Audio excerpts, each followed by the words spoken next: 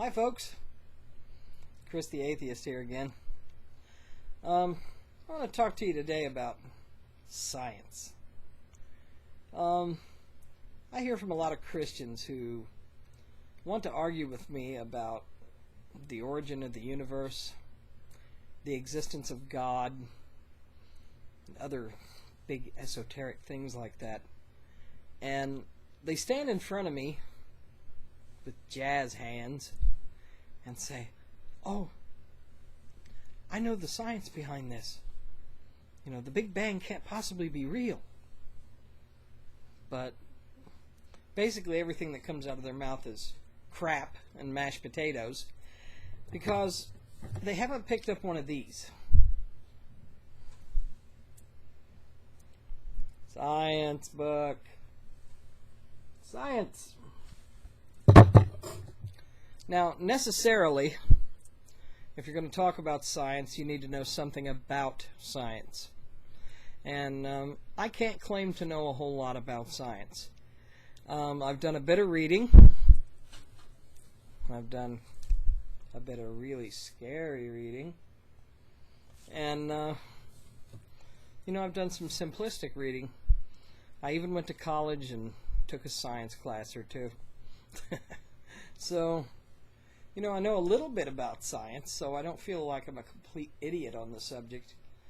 But when I start talking to Christians who tell me things like the Earth is in a perfectly circular orbit around the sun, I have to restrain laughter, and then I have to inform them that that's not true.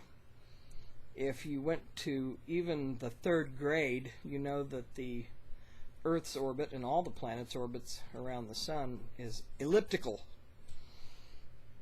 They tell me things like, the Earth is only 6,000 years old. Wrong. The Earth is quite a bit older than that, thank you very much. So, you really, really, really need to take a moment to actually read some science before you try to engage me or anyone else above the age of 12 in a conversation which mixes religion and science. I may not know the answer to things, but I can tell when you're talking shit to me. And pretty much anything out of the Bible is shit. It's a fable. It's a myth.